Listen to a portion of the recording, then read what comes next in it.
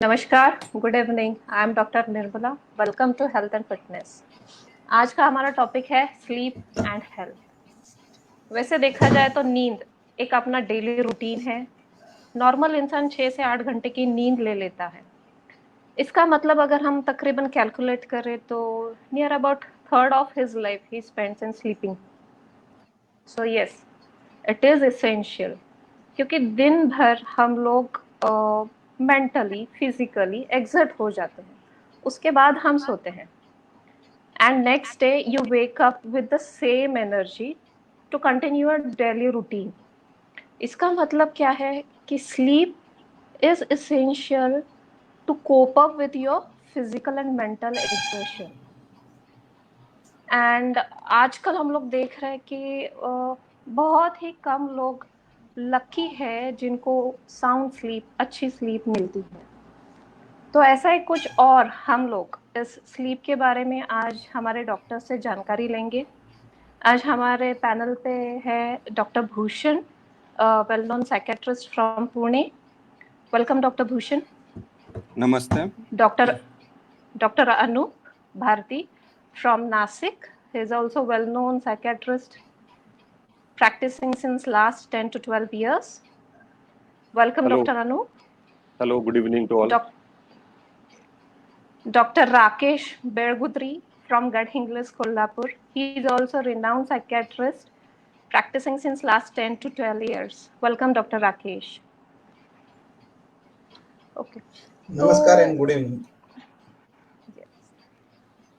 तो डॉक्टर भूषण, जैसे कि हम लोग अभी because of this daily routine and all देखते हैं कि बंदा कभी लेट सोता है या फिर दिन में भी सोता है। You know there is not typical sleep pattern.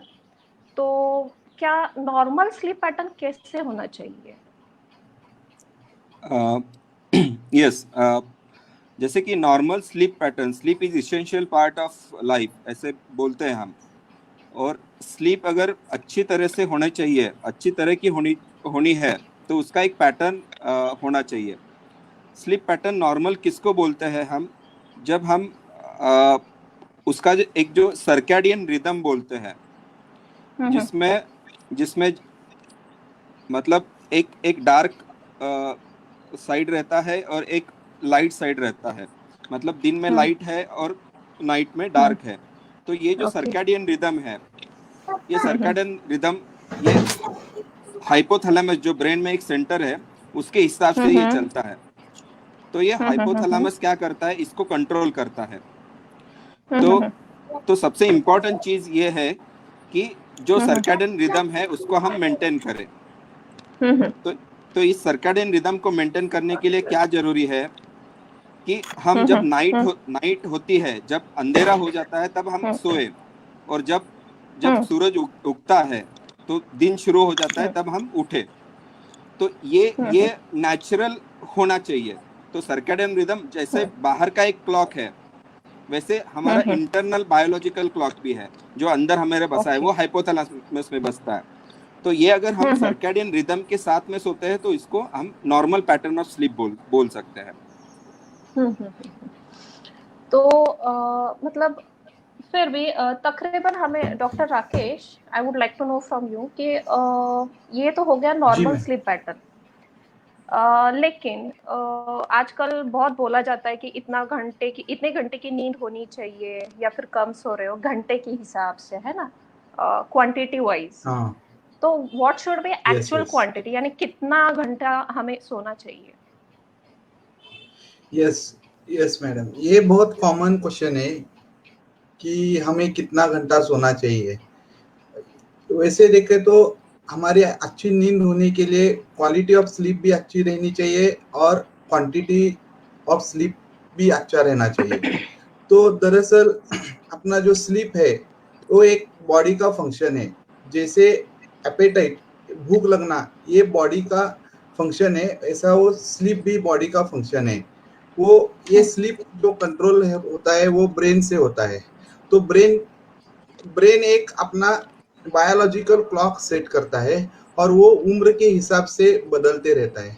हम लोग अक्सर देखते हैं कि जो नवजात बच्चे हैं वो जन्म के बाद वो पूरा दिन भर सोते रहते हैं, सिर्फ दूध पीने के लिए, और जब भूख लगता है तभी ही उठते हैं। ऑलमोस्ट 22 तो आवर्स जैसे जैसे सोते रहते हैं।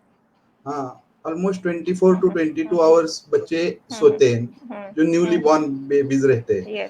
तो जैसे जैसे अपनी उम्र बढ़ती रहती है वैसे वैसे ब्रेन अपना बायोलॉजिकल क्लॉक सेट करता है, और अराउंड 14 टू 16 ईयर तक के लोगों को अराउंड 6 to 8 आवर्स का नींद इज सफिशिएंट क्वांटिटी वाइज देखा तो। और बाद में जो ओल्ड एज लोग रहते हैं उनको 4 to 6 आवर्स का स्लीप सफिशिएंट होता है। ओके, तो ये हो गया क्वांटिटी वाइज। लेकिन अगर किसी नॉर्मल इंसान को पता करना है कि मेरी नींद पूरी हो गई है, तो डॉक्टर अनु, हम ये कैसे जाने कि हमारी नींद पूरी हुई है? ओके, ठीक है। I mean we are getting sufficient enough sleep. Yes, sufficient sound sleep जिसको हम बोलते हैं, या मेरी नींद पूरी हो गई है, तो ये वाला जो फीलिंग है उसके जनरली कुछ साइंस हो सकते हैं या कुछ लक्षण हो सकते हैं जिसकी वजह से हमें पता चलता है कि मेरी नींद कंप्लीट हो गई है, रिफ्रेशिंग है। तो जनरली क्या होता है कि कंटिन्यूअसली अगर मेरा 6 से 8 घंटे का नींद कंप्लीट हुआ है रात में विदाउट कोई डिस्टर्बेंस। सेकंड जो है कि मुझे सुबह उठने के बाद या नींद खुलने के बाद जो है फ्रेशनेस और एनर्जेटिक महसूस हो रहा है। तीसरी इम्पोर्टेंट बात है कि मैं सुबह उठने के बाद बिना कोई थकान के अपना दिन जो है वो किक स्टार्ट कर सकता हूँ, उसको तुरंत में अपने काम करने के लिए तैयार हो सकता हूँ। और मुझे दिन भर में जिसको हम आलस आना या ड्राउजीनेस बोलते हैं वैसा महसूस नहीं हो रहा है। तो जनरली ये कुछ लक्षण है, ये कुछ साइंस है जिसके वजह से हमें पता चलता है कि मेरा नींद जो है वो कंप्लीट हुआ है या रिफ्रेशिंग हुआ है। ओके, तो again I would like to know from doctor Bhushan. Doctor Rakesh ने तो हमें क्वांटिटी वाइज समझा दिया है, लेकिन I still want to know what is quality of sleep. मतलब सोते हैं हम लोग, तो yes we are having a sound good quality sleep. Science तो हमें पता चल गए, लेकिन फिर भी जो नींद की प्रॉपर प्रोसेस होती है उसमें हमें कैसे पता चले कि yes we are having quality of sleep? Okay, देखो, जैसे क्वांटिटी इंपॉर्टेंट है वैसे क्वालिटी भी इंपॉर्टेंट है। क्वालिटी ऑफ स्लीप जैसे डॉक्टर अनूप ने बताया कि कुछ लक्षण पैदा होते हैं, या जहाँ पे दिन में ड्राउजीनेस महसूस होना, आलस महसूस होना, कंसंट्रेशन में दिक्कत आना, या फिर चिड़चिड़ापन महसूस होना, ये सब अगर हो रहा है तो डेफिनेटली जो स्लीप है वो एडिक्वेट नहीं है, या क्वालिटी उसकी अच्छी नहीं है, या फ्रेश महसूस नहीं होता है कि मैं और सो जाऊं ऐसा लगता है। तो सेम डॉक्टर अनूप ने जैसे बताया वही सेम सारी चीजें इसमें इंक्लूड करना पड़ेगा हमें। इसके साथ में और एक चीज है कि हम क्वालिटी ऑफ स्लीप किसे बोलते हैं। अगर हम अल्कोहल लेके सोते हैं, या फिर कुछ स्लीपिंग टैबलेट सेल्फ मेडिकेट करके लेते हैं, या जो गहरी नींद होती है वो अगर एडिक्वेट नहीं है, गहरी नींद हमें आती ही नहीं है, कुछ भी नॉइज होता है, डिस्टरबेंस होता है, लाइट आती है तो नींद डिस्टर्ब हो जाती है, खुल जाती है, तो फ्रैगमेंटेशन भी होता है। तो ये फ्रैगमेंटेड स्लीप है, और जो नेक्स्ट डे है वहाँ पे हमें एनर्जेटिक महसूस नहीं होता है। तो ये सब चीज़ें अगर हो रही है तो हम क्वालिटी अच्छी नहीं है ऐसा डेफिनेटली बोल सकते हैं।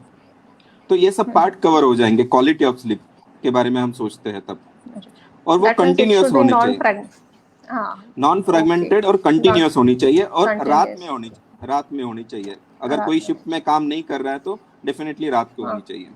अच्छा, यानी अगर कोई इंसान कहता है कि शुरुआत से ही ऐसे होता है कि क्या बोलते हैं हम, जागरूक सोना, यानी थोड़ा भी आवाज आ जाए, कुछ आ जाए, वो बंदा उठ जाता है लेकिन दोबारा से सो भी जाता है, तो इज इट नॉर्मल?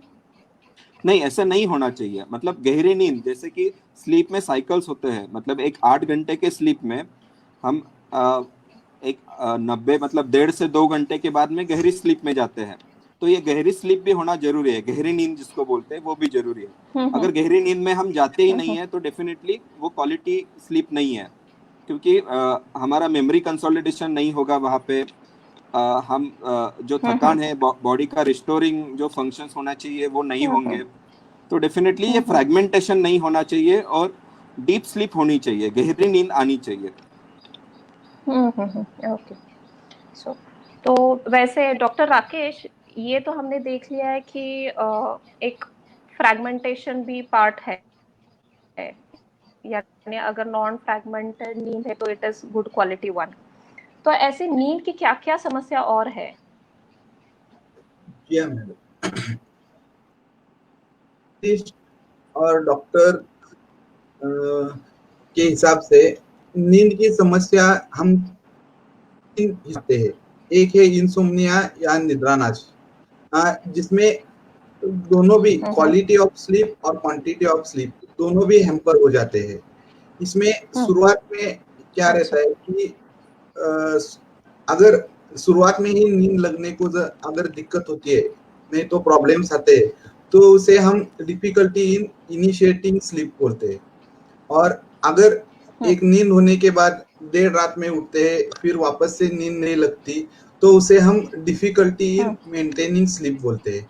ये दो इंसोम्निया के ब्रॉडली टाइप्स नहीं तो प्रकार रहते हैं। ये usually chronic stress, severe fatigue, नहीं तो इमोशनल डिस्टर्बेंस, डिप्रेशन, एंजाइटी, मद्यपान या अल्कोहल कंजम्पशन में ये टाइप का इंसोम्निया रहता है। तो दूसरा प्रकार है जो है कि वो हाइपरसोम्निया। हाइपरसोम्निया मीन्स दिन में ज्यादा सोना। ये दिन में ज्यादा सोना मीन्स रात को पूरी तरह से नींद लेके भी हम अगर कोई व्यक्ति दिन में भी ज्यादा सोते हैं तो उसे हम हाइपरसोम्निया बोलते हैं। इसके भी कुछ कारण रहते हैं। विशेष करके एक टाइप का डिप्रेशन रहता है जो कि बाइपोलर डिप्रेशन रहता है। बाइपोलर इलनेस में जो भी डिप्रेशन रहता है उसमें प्रीडोमिनेंटली हाइपरसोम्निया रहता है इंसोम्निया की बजाय। और दूसरे जो दो मेडिकल कंडीशन है, नार्कोलेप्सी और ऑब्स्ट्रक्टिव स्लीप अपनिया, इसमें भी डे टाइम एक्सेस स्लीप रहता है। और नॉर्मली भी हमें कभी कभी दिन में ज्यादा नींद लग सकती है। जब भी हम दोपहर में ज्यादा पेट भर खाना खाते हैं तभी भी हमें दोपहर में ज्यादा नींद लग सकती है। कभी कभी हम लोग कोई तो बोरिंग मीटिंग अटेंड करते हैं, नहीं तो बोरिंग पिक्चर या लेक्चर अटेंड करते हैं, तभी भी दोपहर को नींद आता है, नॉर्मल रहता है। और तीसरा प्रकार है रहता है जो नींद की समस्या का है, वो उससे हम पैरासोम्नियास बोलते हैं। इसमें नींद में चलना मीन्स स्लीप वॉकिंग और स्लीप पैरालिसिस, उसमें पेशेंट आदमी को आजू बाजू का अवेयरनेस नहीं रहता। फिर डरावने सपने आने का स्लीप टेरर्स बोलते हैं। ये यूजुअली अंडरलाइन कुछ तो मेडिकल या साइकोलॉजिकल डिस्टर्बेंस की वजह से होते हैं। इसको हम नजरअंदाज नहीं करना चाहिए। मेडिकल सलाह या राय लेना जरूरी रहता है। अच्छा, यानी this is the border line जहाँ पे हमें मेडिकल हेल्प लेनी चाहिए। हाँ, 3 टाइप के ब्रॉडली क्लासिफाई करते हैं, इंसोम्निया, हाइपरसोम्निया और parasomnias. Okay okay. Doctor Anu, थोड़ा मुझे और डिटेल में आप बता सकते हैं कि इंसोम्निया के और specific reasons? Okay okay. Insomnia यानी जनरली अगर उसको हम बोलेंगे जिसको निद्रानाश की समस्या बोलते हैं, ये एक प्रकार की यानी इंसोम्निया एक साइन है। इंसोम्निया अगर हम देखा जाए तो एक उसको बीमारी के पार्ट बोल सकते हैं, ठीक है। साइन यानी बीमारी का पार्ट। ये एक खुद होके कोई एक साधारण बीमारी जनरली नहीं है, ये बहुत सारे लक्षणों के वजह से, बहुत सारे कारणों के वजह से होने वाली एक तकलीफ है। तो जनरली जैसे इंसोम्निया में क्या होता है कि बहुत बार जो लोग हैं उनको नींद की शुरुआत करने में तकलीफ होती है। जैसे फॉर एग्जांपल बेड पे चले जाने के बाद 1 या 2 घंटे तक भी नींद की शुरुआत नहीं हो रही, इनिशिएट नहीं हो रहा है। और कुछ लोगों में ऐसा होता है कि नींद समझो शुरुआत हो भी जाती है लेकिन नींद मेंटेन नहीं होती है। यानी जो 6-8 घंटे का नींद है उसमें से बहुत बार जो है नींद खुल जाती है। जनरली ऐसा होता है कि पेशाब के लिए 1 या 2 बार जाना, उसको हम डिफिकल्टी मेंटेनेंस वाला प्रॉब्लम नहीं बोलेंगे। वो तो एक नेचुरल साइकिल है कि हो सकता है कि पेशाब के लिए जाना, यूरिन पास करने के लिए जाना है, बट अपार्ट फ्रॉम दिस अगर कंटिन्यूअसली अगर स्लीप अगर डिस्टर्ब हो रही है तो उसको हम लोग डिफिकल्टी मेंटेनेंस स्लीप, ऐसा वाला जो उसका सेकंड पार्ट है इंसोम्निया का, वो बोल सकते हैं। तो ये आइदर और ये एक भी हो सकता है या दोनों भी कॉम्बिनेशन में हो सकते हैं इंसोम्निया में। अगर अगर हम इसके कारण अगर या इसके रीजन अगर हम लोग देखना चाहते हैं तो जनरली हम उसको 3 प्रकार से उसको डिवाइड कर सकते हैं। फर्स्ट यानी एनवायरमेंटल फैक्टर्स। एनवायरमेंटल फैक्टर्स यानी जैसे फॉर एग्जांपल मेरे अगर जगह चेंज हो गई, जैसे मैं किसी रिश्तेदार के घर पे चला गया, कोई मैं ट्रैवलिंग में हूँ या किसी और जगह होटल में सो गया, सो जगह चेंज हो गई है, ठीक है। सेकंड, जो बिस्तर है, बेड है, वो थोड़ा अनकंफर्टेबल है, ठीक है।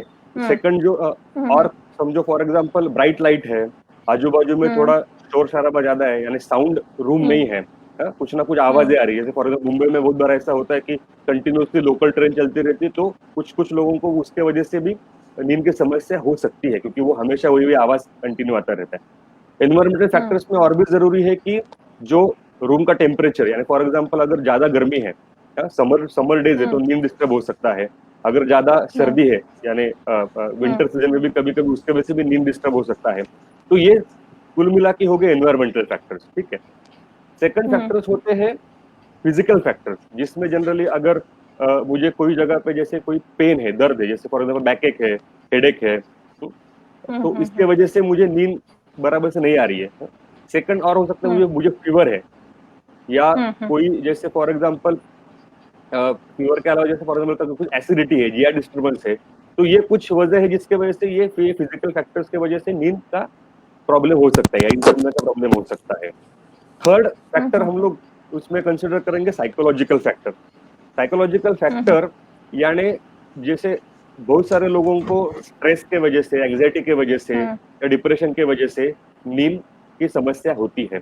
और कभी कभी जो गंभीर तौर की जो मानसिक बीमारियां होती है, जैसे स्किजोफ्रेनिया है, बाइपोलर मूड डिसऑर्डर है, ओसीडी है, तो ऐसी वाली बीमारियों में भी नींद ना आना या इंसोम्निया, ये वाला जो है एक उसमें से एक वन ऑफ द सिम्टम हो सकता है।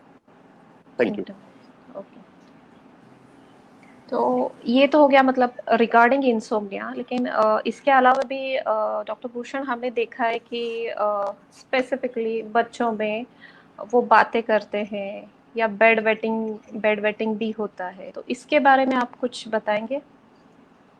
ओके, बेड वेटिंग ये एक पर्टिकुलर उम्र तक, जहाँ पे हम टॉयलेट ट्रेनिंग करते हैं, टॉयलेट ट्रेनिंग मतलब पेशाब और टॉयलेट, उसका एक ट्रेनिंग होता है, वो एक पर्टिकुलर समय तक उसको हम नॉर्मल बोलते हैं।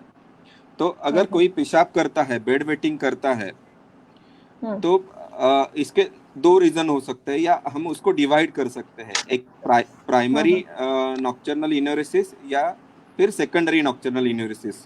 प्राइमरी मतलब क्या कि ये जो टॉयलेट ट्रेनिंग होने के बावजूद भी वो बच्चा है, वो रात में जब सोता है तब वो सीखा ही नहीं है कि जब पेशाब आती है तो उठना है और पेशाब को जाके आना है, तो ये सीखा ही नहीं है, उसको हम प्राइमरी बोल सकते हैं, प्राइमरी नॉक्टर्नल इन्यूरेसिस। सेकेंडरी मतलब ये सीख जाता है, ये सीखने के बाद कुछ ऐसे इंसिडेंट्स होते हैं, कुछ स्ट्रेसफुल सिचुएशन आते हैं लाइफ में, और उसके बाद ये फिर से शुरू हो जाता है, उसको हम सेकेंडरी नॉक्टर्नल इन्यूरेसिस कहते हैं।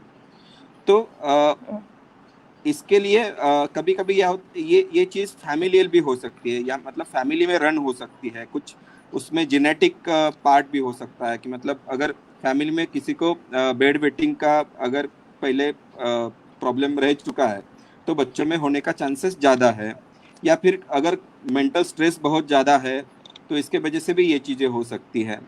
जो सेकेंडरी इन्यूरेसिस जो बोलते हैं, जो बाद में आता है, एक बार कंट्रोल आ जाता है और उसके बाद में वो नहीं आ जाता है, नहीं होता है, तो इसके लिए हम मेंटल स्ट्रेस मतलब उस बच्चे का इमोशनल स्टेट क्या है वो जानना बहुत ज़रूरी होता है, क्योंकि emotional disturbances, physical abuse, sexual abuse, ये सारी चीज़ें इसमें कंट्रीब्यूट कर सकती है। तो definitely interviewing the child is important. तो मतलब ये तो बच्चों में हो गया, लेकिन कोई कोई बड़े लोग भी बोलते हैं कि सपने बहुत आते हैं, इस वजह से हम सो नहीं पाते, तो I would like to know from doctor Rakesh कि क्या मतलब सपने एक्चुअल में इतने इतने आते हैं कि बंदा सो नहीं पाता है, तो ऐसे में क्या करना चाहिए?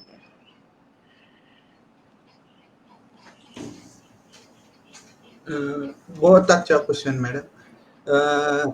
ये सपनों का जो इश्यू है वो समझने के लिए डॉक्टर भूषण सर ने जैसे बताया है कि जो नॉर्मल स्लीप पैटर्न या स्लीप आर्किटेक्चर जो रहता है, वो फिर से मैं बताता हूँ कि नॉर्मल स्लीप पैटर्न कैसा रहता है कि हम जब सोने को जाते हैं तभी जो सुपरफिशियल स्लीप रहता है, इसे हम मेडिकल टर्म में नॉन रैपिड आई मूवमेंट बोलते हैं, वो फेज में से जाते हैं। फिर वो एक साधारण 1-1.5 घंटे का रहता है। उसके बाद में डीप स्लीप, जिसे रैपिड आई मूवमेंट बोलते हैं, वो एक 20 मिनट्स टू 30 मिनट्स का रहता है। उसके बाद में ये एक स्लीप साइकिल होता है, ये ऑलमोस्ट 1.5 आवर टू 2 आवर्स का रहता है।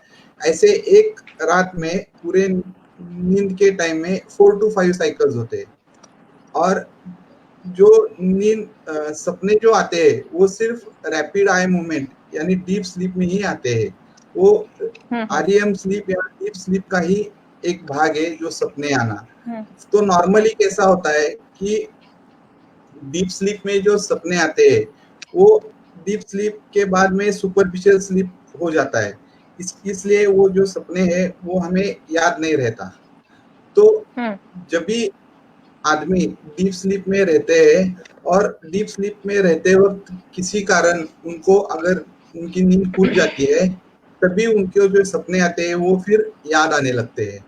तो फिर ये का जो फ्रेगमेंटेशन ऑफ का स्लीप है, इसकी वजह से उनको बार बार सपने आते हैं, नहीं तो सपने याद रहते हैं।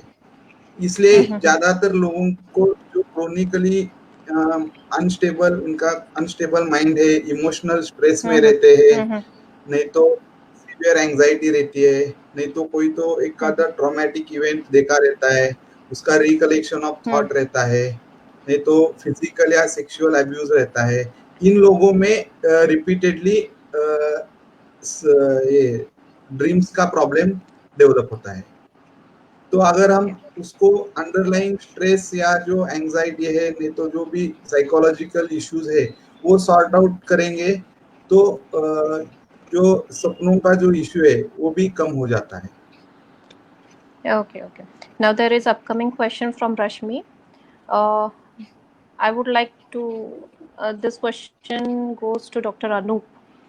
Even after being tired and eagerness for sound sleep, possible reasons for too many dreams during sleep and how to cure it. Instances where there has been no major trigger like depression, sorrow, anger, happiness. Still, multiple dreams leads to degrading quality of sound sleep. What can be done to cure the same? Okay, very good question, and many people have such kind of issue. यहाँ पे जो रश्मि जी ने जो question पूछा है, तो उन्होंने काफी क्लियरली वहाँ पे मेंशन किया है कि वो उन्हें कोई भी चीज के बारे में यहाँ पे स्ट्रेस, डिप्रेशन या कोई भी जो इमोशनल जो डिसरेगुलेशन है वो कोई महसूस नहीं हो रहा है, और उसके बावजूद भी उन्हें बार बार सपने आते हैं। ठीक है, तो यहाँ पे मैं एक चीज को क्लियर करना चाहता हूँ कि नींद में सपने आना या ड्रीम जो है वो हर किसी को होता है। ठीक है, ड्रीम्स या सपने हर किसी को आते हैं। ठीक है, that is a part of normal sleep cycle. ठीक है, कुछ लोगों को वो याद रहते हैं, कुछ लोगों को वो याद नहीं रहते हैं। ठीक है, it all depends on the stage of sleep we are like for example sometimes अगर हम लोग आरईएम स्लीप से, जैसे हम लोग इसको कब से डिस्कस कर रहे हैं आरईएम स्लीप और उसको, तो आरईएम स्लीप यानी जो डीप स्लीप है, जनरली आरईएम से डीप स्लीप में सपने ज्यादा आते हैं, ड्रीम्स ज्यादा आते हैं। तो अगर उसमें से अगर हम लोगों की नींद खुलती है, ठीक है, तो जनरली वो जो सपने हैं, वो जो ड्रीम है वो हमें याद रहता है। हालांकि जनरली ऐसा नहीं होता है। आरईएम स्लीप के बाद एनआरईएम स्लीप यानी non rapid eye movement sleep जो बोलते हैं, जिसको लाइट स्लीप बोलते हैं, तो वो लाइट स्लीप होने के बाद जनरली नींद खुलता है। ठीक है, लेकिन जिन लोगों में आरईएम स्लीप में नींद खुलती है तो उन्हें वो सपने ज्यादा याद आते हैं और इसलिए उन्हें ज्यादा महसूस होता है कि मुझे मल्टीपल ड्रीम्स रात में आए। लेकिन ये नॉर्मल चीज है, ड्रीम्स हम बंद नहीं कर सकते हैं। Okay, I hope Rashmi has got her answer. ये तो मतलब सपनों की वजह से नींद टूटना या फिर गहरी नींद ना पाना, लेकिन एक और रीजन होता है जो कि स्नोरिंग है। Doctor Bhushan, would you throw some light on this snoring thing? Okay, तो स्नोरिंग जैसे खर्राटे लेना या खर्राटे आने के बाद क्या होता है कि जो पर्टिकुलर जो पर्सन सो रहा है उसका भी नींद का क्वालिटी अफेक्ट हो जाता है, और उसके साथ में जो बेड पार्टनर है उसका भी स्लीप अफेक्ट हो जाता उसका भी, यस। तो ये स्नोरिंग होता क्यों है? तो स्नोरिंग होने के रीजंस हम फिजिकल कॉजेस हो सकते हैं, जैसे कि जो नॉर्मल एयरवे है जहाँ से हम सांस लेते हैं, जहाँ पे नोज है, थ्रोट है, वहाँ के मसल्स है, अगर कोई ओबेज है, वजन बहुत ज्यादा है, तो वहाँ पे फैट एक्यूमुलेशन होता है और जो नॉर्मल एयरवे है वो नैरो हो जाता है। तो ये नैरो एयरवे के वजह से भी कई बार खर्राटे लेना हो जाता है। या फिर ऐसे होता है कि कुछ लोगों में वो जो मसल्स होते हैं, स्मूथ मसल जो होते हैं पैलेट के, जहाँ से हम सांस अंदर लेते हैं, वो जब हम गहरी नींद में जाते हैं तो वो वीक हो जाते हैं, उसका ब्रेन का जो कंट्रोल होता है उसके ऊपर वो छूट जाता है। और वो वैसे होने के बाद क्या होता है कि वो ऑब्स्ट्रक्शन पैदा करता है जब आप नॉर्मल सांस लेते हैं उस पे, और वो खर्राटे जैसा वो आवाज निकलता है। तो बहुत बार ये नॉर्मल चीज भी होती है, बहुत लोगों को ये पता भी नहीं चलता है कि ऐसे हो रहा है हमारे साथ। लेकिन कभी कभी ये अगर ज्यादा होती है, ज्यादा अगर प्रॉब्लम करता है, तो दिन में नींद आना या फ्रेश महसूस ना होना, ये सब दिक्कतें हो सकती है। कभी कभी क्या होता है कि एपनिया जैसा सिंड्रोम भी हो सकता है कि जहाँ पे खर्राटे लेते लेते वो पर्सन है वो सांस लेते हुए रुकता है, तो वहाँ पे एक पॉज हो जाता है, और सडनली वो कुछ कम समय के लिए ब्रेन ऐसे सिग्नल देता है कि अभी सांस ले लो।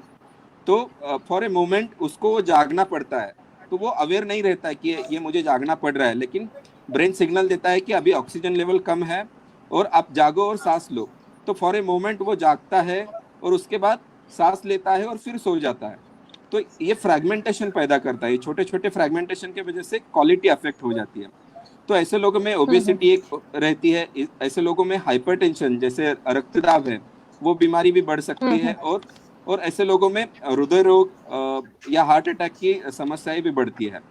तो स्नोरिंग को इग्नोर नहीं करना चाहिए। अगर वेट है तो वेट रिडक्शन के लिए काम करना चाहिए, और ईएनटी कंसल्टेशन, मतलब ईयर नोज थ्रोट के जो डॉक्टर हैं उनसे कंसल्ट कर सकते हैं।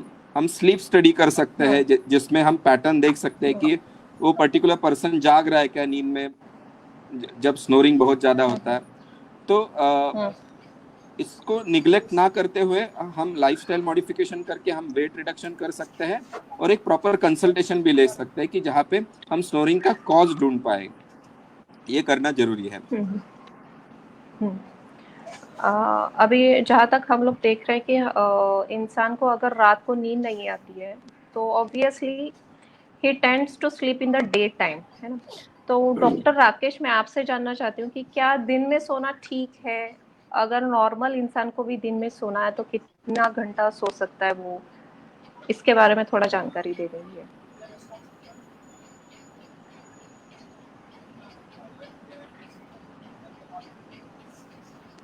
सुनाई नहीं दे रहा।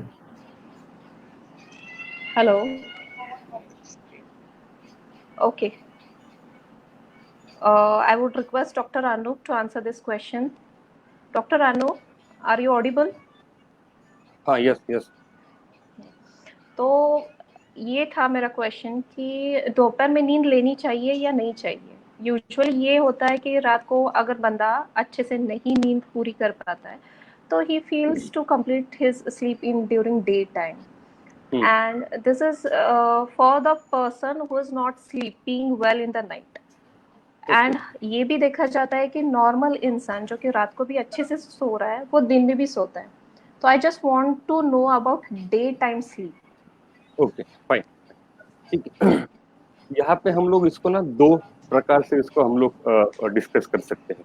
फर्स्ट पार्ट में ये बोलना चाहता हूँ कि बहुत बार रात में अगर नींद की समस्या है या रात की नींद जो है कंप्लीट नहीं हुई है, तो कुछ लोगों को ऐसी आदत होती है कि वो जो नींद है वो सुबह उठने के बाद या कुछ टाइम के बाद वो कंप्लीट कर लेते हैं या ओवर स्लीप कर लेते हैं।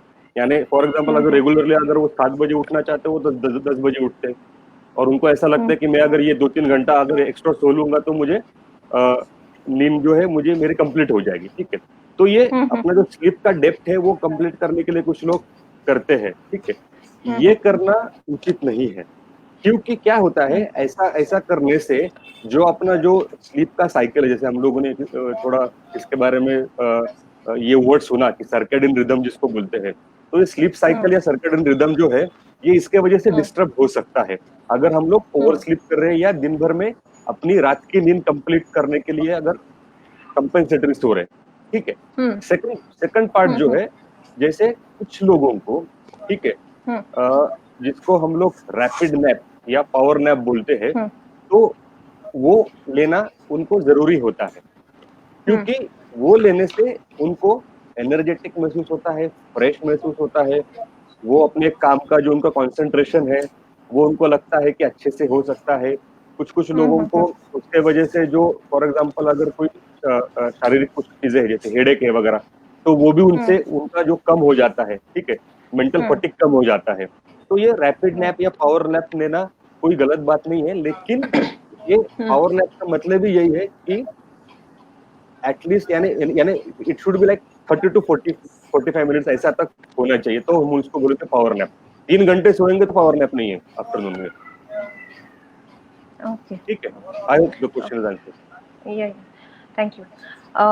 Here's a question from Karthik. I would like to request Dr. Rakesh to answer it.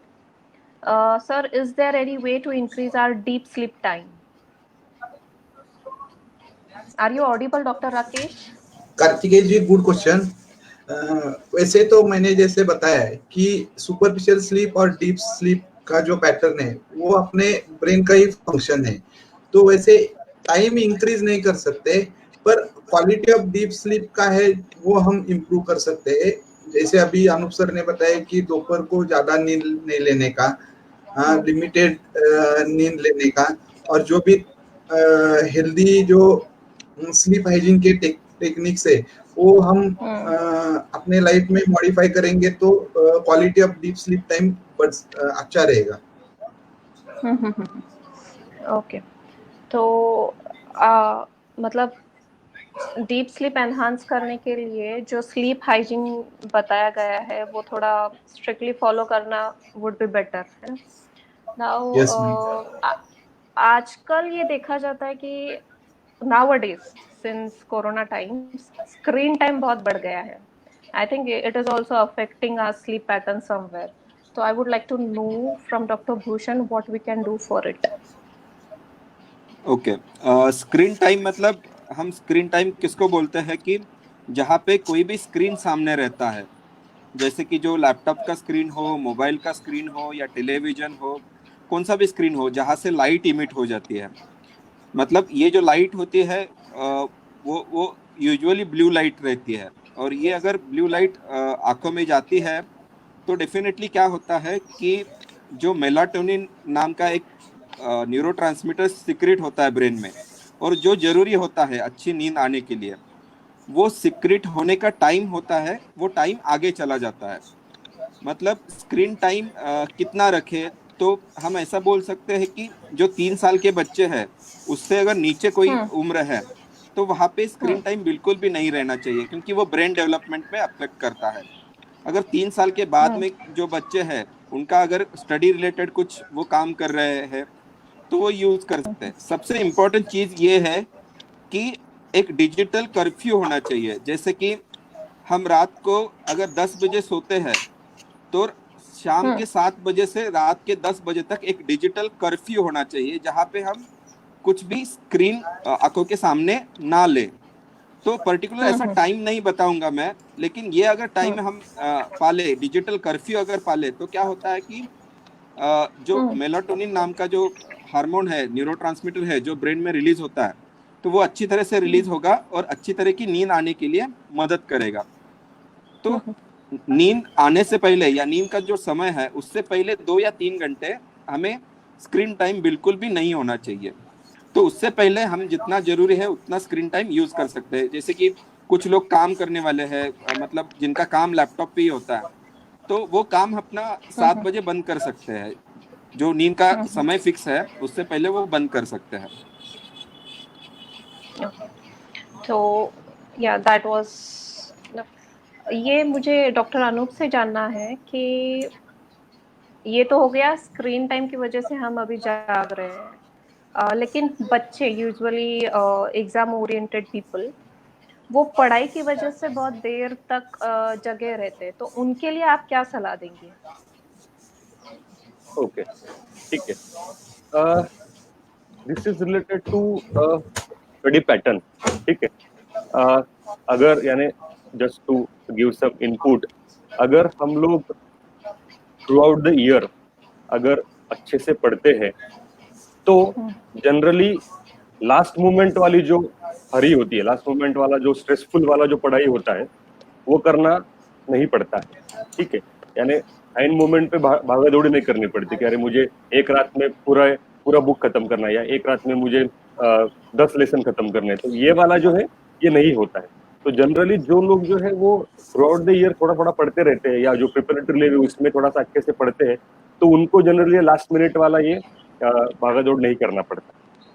तो जैसा अगर ये बताए कि ये स्टडी पैटर्न के रिलेटेड है, तो यही समझो कि रात में जग के पढ़ाई करना ये अपने ब्रेन के लिए और नेक्स्ट डे के परफॉर्मेंस के लिए ठीक नहीं है।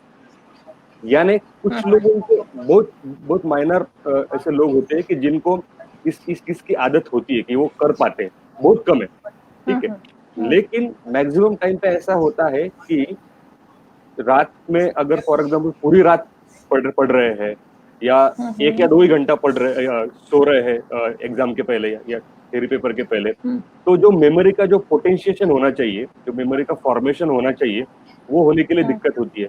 सेकंड जो है, नेक्स्ट डे में ड्राउजीनेस फील होता है, कंसंट्रेशन नहीं कर पाएंगे, एसिडिटी, हेडेक वाले जैसे कुछ फिजिकल सिम्टम्स लग सकते हैं, और इसके वजह से जो है परफॉर्मेंस के ऊपर डेफिनेटली असर पड़ सकता है। तो this is definitely not advisable. Okay. Here's another upcoming question from Karthik Pandey. This question goes to Dr. Rakesh. Sir, what can be the reasons for not sleeping adequately in night, even after working for the whole day? ये देखा गया है अक्सर, यानी हम जिस दिन बहुत एक्सर्ट हो जाते हैं, रात को बेड पे चले जाते हैं, लेकिन we are not able to sleep.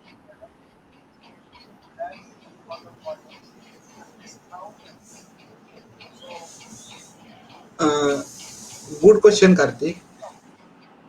Too much exertion is also means it will hamper our sleep architecture. तो ज्यादा हम लोग जब भी स्ट्रेस आउट होते हैं फिजिकली या मेंटली, फिर भी हमें नींद आने में दिक्कत हो सकती है। तो इसके लिए हम थोड़ा सा रिलैक्सेशन टेक्निक्स जो रहते हैं, डीप ब्रीदिंग, नहीं तो जो जैकबसन रिलैक्सेशन टेक्निक्स वगैरह रहते हैं, वो अगर हम सोने से पहले नहीं तो शाम को करेंगे तो अपना स्लीप का क्वालिटी इम्प्रूव हो जाएगा। यानी जो कि एक्सर्शन रिलीज करे, ऐसे कुछ techniques. Yes, I would like to know in detail about these techniques from Dr. Bhushan. Okay, जैसे कि अभी डॉक्टर राकेश बता रहे थे कि अगर बहुत ज़्यादा मेंटल एग्जॉशन है या फिजिकल एग्जॉशन है तो नींद आने में दिक्कत होती है। तो एक एक्साइटमेंट होती है, इमोशनल एक्साइटमेंट जब होती है या फिर फिजिकल एग्जॉशन बहुत ज़्यादा होता है, तो जो हम क्या कर सकते हैं कि एक ल्यूक वार्म वाटर से थोड़ा सा अगर हल्का सा हम बाथ ले ले तो भी ये मसल रिलैक्स होने में मदद करते हैं। कभी कभी हल्का सा अगर दूध वगैरह लेते हैं तो भी ये मदद होती है। और जैसे कि डॉक्टर राकेश ने बताया कि रिलैक्सेशन टेक्निक, ब्रीदिंग एक्सरसाइजेस या उसके साथ शवासन जैसा भी हम कर सकते हैं कि शवासन अगर फॉलो करें तो माइंड रिलैक्स हो जाता है, मसल रिलैक्स हो जाते हैं और हमें नींद आने के लिए मदद होती है। तो टू मच एग्जॉक्शन जो इमोशनल हो या फिजिकल हो, वो हमें थोड़ा सा माइंड और बॉडी को थोड़ा रिलैक्स पहले करना पड़ता है, तो कि अच्छी नींद आ जाए। I think we need to include exercise also in it. Yes daily yes routine में अगर आप एक्सरसाइज इंक्लूड कर रहे हो तो it will definitely help up to boost up your sleep. Okay, definitely. तो डॉक्टर राकेश, एक और बात है कि बहुत सारे पेशेंट ये भी बोलते हैं कि रात को अगर नींद नहीं आ रही है तो मैं दारू पी लेता हूँ, यानी दे हैव अल्कोहल और they have sleeping pills and then they go to bed. So how far is it right? जी मैडम,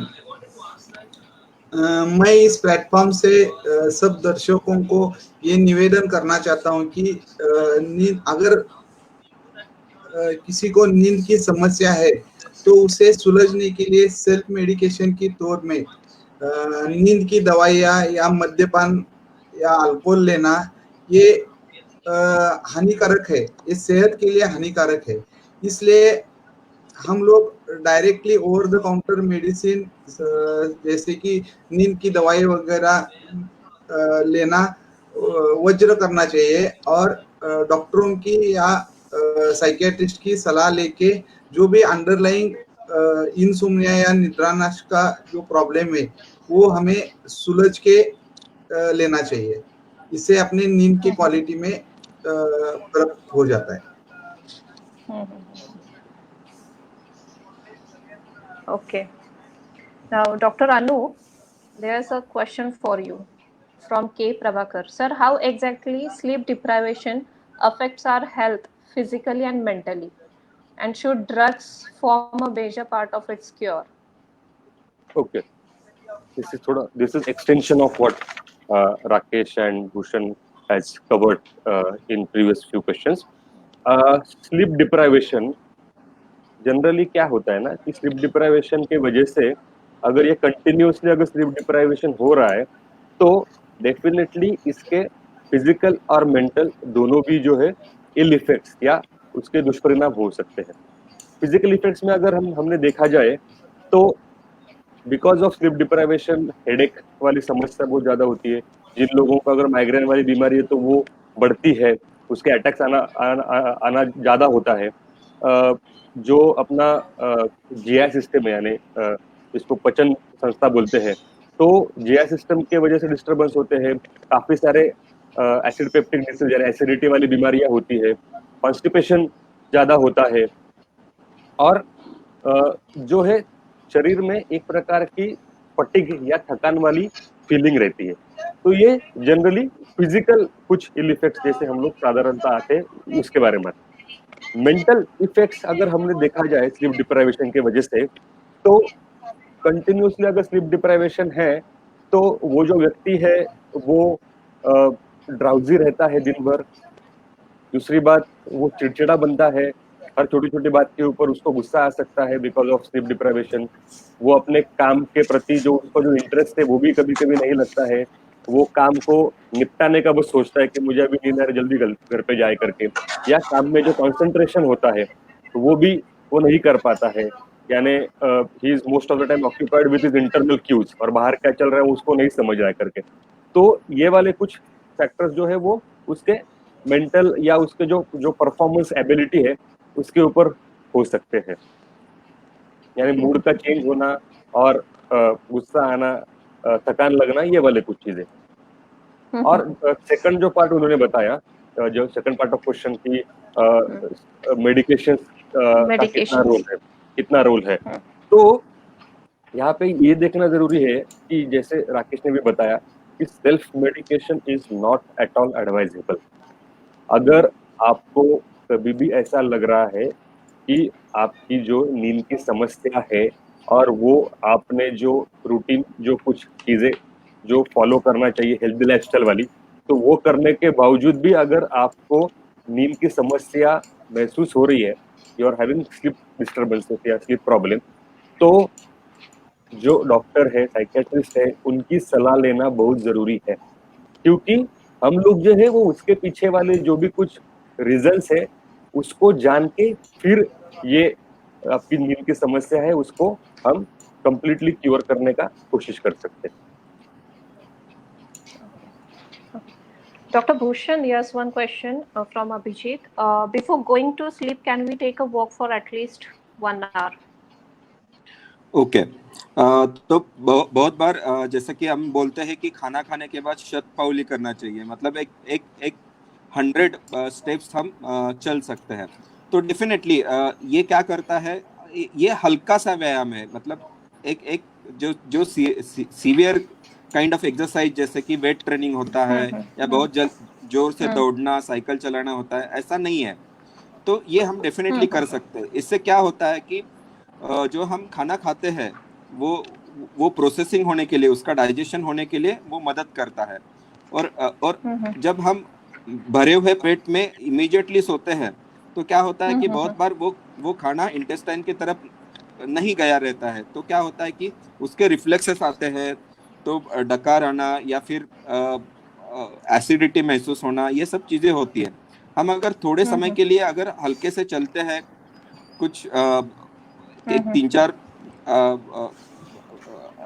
कुछ स्टेप्स लेके हल्का सा अगर चलते हैं ना, एक 10-15 मिनट के लिए, तो डेफिनेटली ये मदद करता है। लेकिन हम अगर बहुत ज्यादा एक्सरसाइज अगर करते हैं जस्ट सोने से पहले, तो अगेन ये जो पहला क्वेश्चन था कि फिजिकल एग्जॉशन, अगर फिजिकल एग्जॉशन बहुत ज्यादा है तो again it will affect our sleep. तो हल्का सा हम चलना डेफिनेटली कर सकते हैं, वो डाइजेशन के लिए भी और नींद आने के लिए भी मदद करेगा। Okay. So this we can include in our sleep hygiene. Yes. Okay. So Dr. Rakesh, yes, one question from Neelam Wagmode. What is ideal time to sleep and wake up in the morning?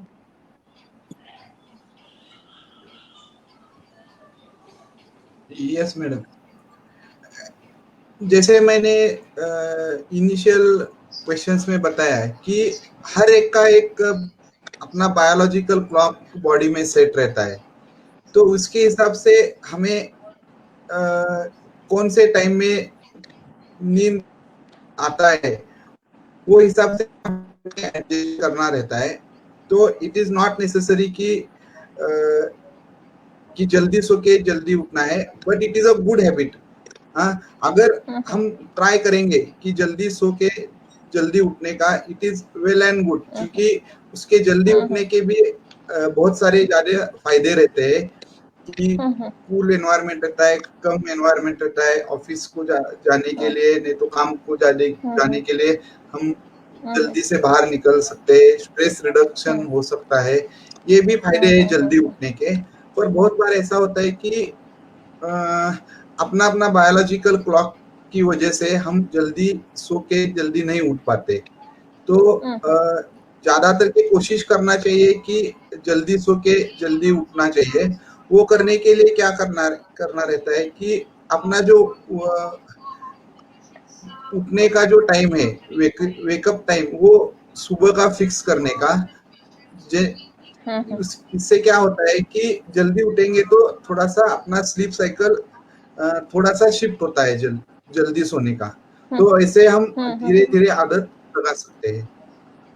Okay okay doctor अनु, ये जो अभी doctor Rakesh ने बताया sleep cycle, ठीक है, लेकिन आजकल बहुत सारे शिफ्ट में काम करने वाले बंदे होते हैं, तो जो कि 8-8 घंटे की उनकी शिफ्ट होती है, हर हफ्ता उनका शिफ्ट चेंज होता जाता है, तो how should they adjust there sleep patterns?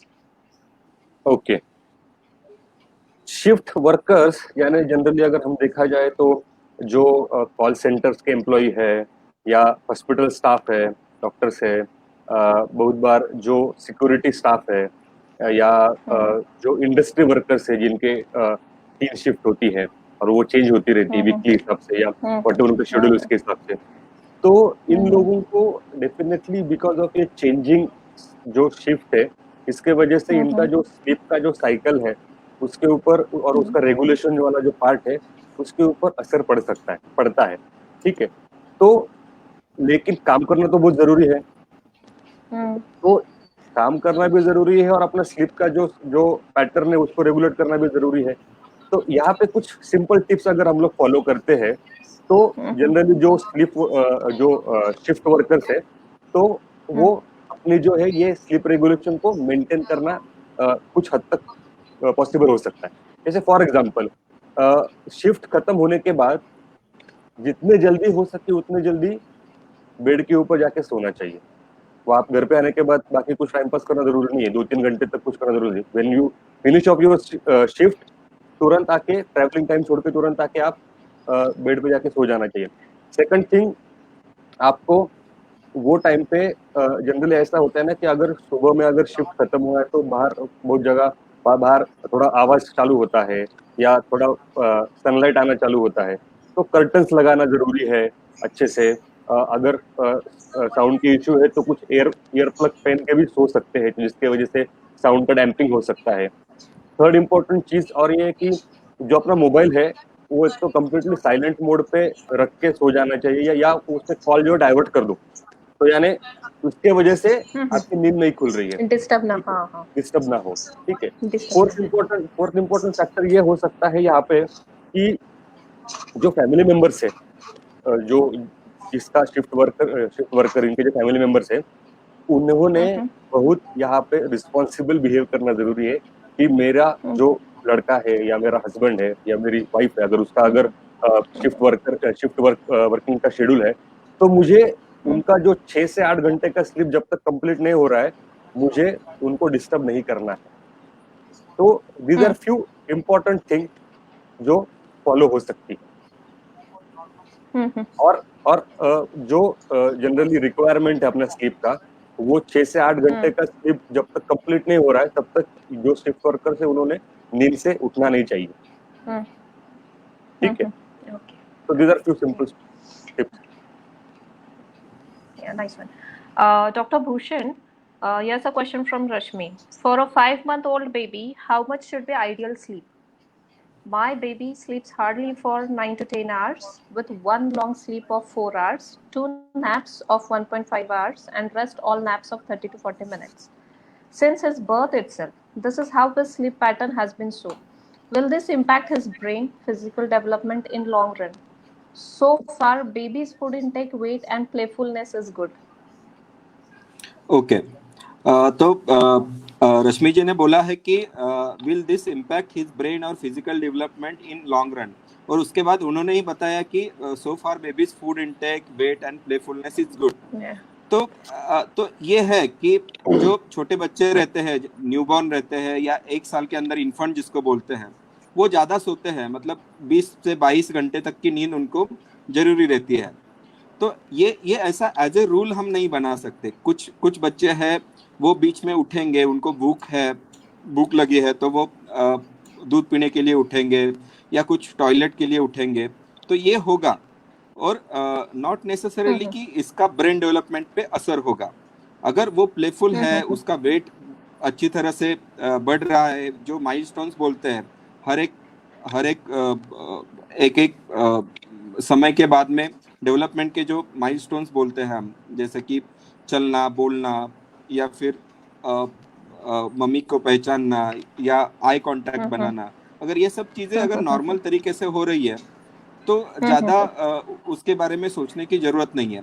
इसको बढ़ा कैसे सकते हैं कि एक एडिक्वेटली ये सोचना चाहिए कि मेरे बच्चे की भूख अच्छी तरह से उसका ख्याल रख रही हो कि नहीं हो रही है। क्योंकि कभी कभी क्या होता है कि ब्रेस्ट फीडिंग प्रॉपरली नहीं होता है या ब्रेस्ट फीडिंग के होने के बाद में बर्पिंग ठीक से नहीं होता है, तो कुछ जीआई डिस्टर्बेंस रहता है, कोली की पेन जैसा रह सकता है, इसके वजह से बच्चा बार बार उठता है।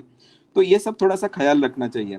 अगर बच्चा भरे पेट है, उसका भूख सेटिस्फाइड है, उसको कुछ जीआई डिस्टर्बेंस नहीं है, तो ज्यादा अच्छा सोएगा। तो ठीक है, 17-18 घंटे से 20 घंटे तक नींद अगर वो आती है और कुछ डिस्टर्बेंस नहीं है, कुछ डेवलपमेंटल प्रॉब्लम नहीं है, तो ज्यादा उसका एंजाइटी या टेंशन लेने का जरूरत नहीं है। Okay. Dr. Rakesh, here's a question for you. Tejashri Mehtre, how long should a nap last and its benefits?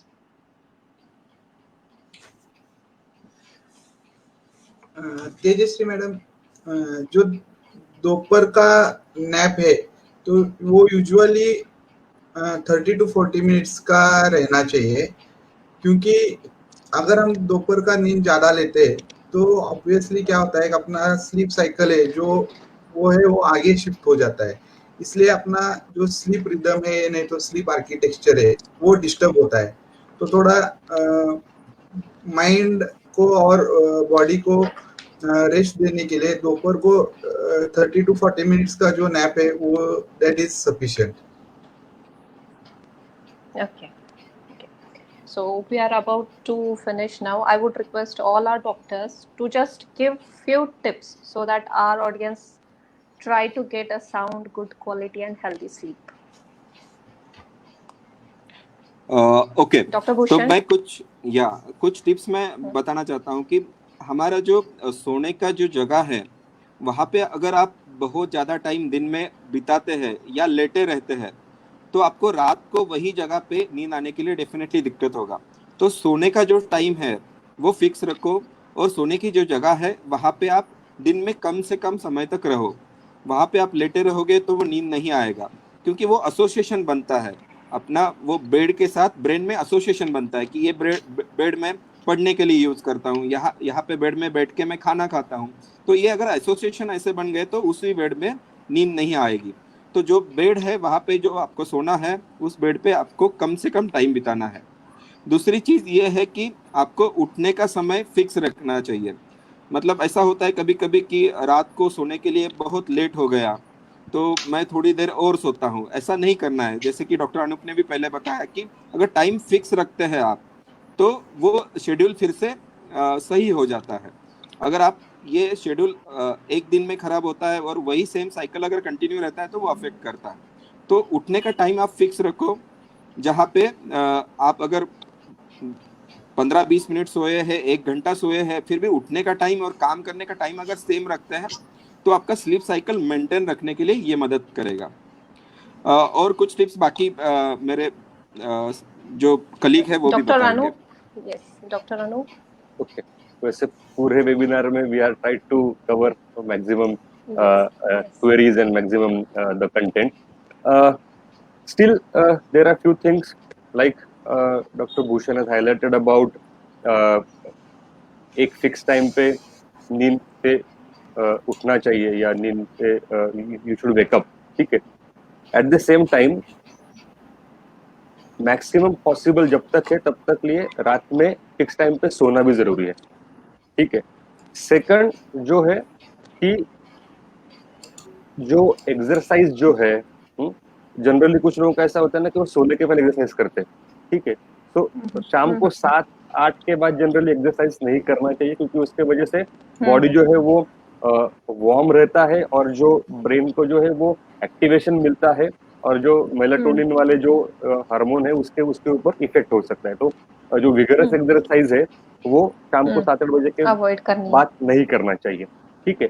And similarly जो कैफेनेटेड चीजें हैं, T, coffee, cold drinks, alcohol related जो भी बेवरेजेस भी लोग लेते हैं, तो जनरली जो शाम को 6-7 बजे के बाद ये अवॉइड करना चाहिए कैफेनेटेड जो बेवरेजेस है या जो कोल्ड ड्रिंक्स वगैरह ऐसा है। तो these are again few important things we can follow. Dr. Rakesh, what would you like to add on to it? Almost all points have been covered.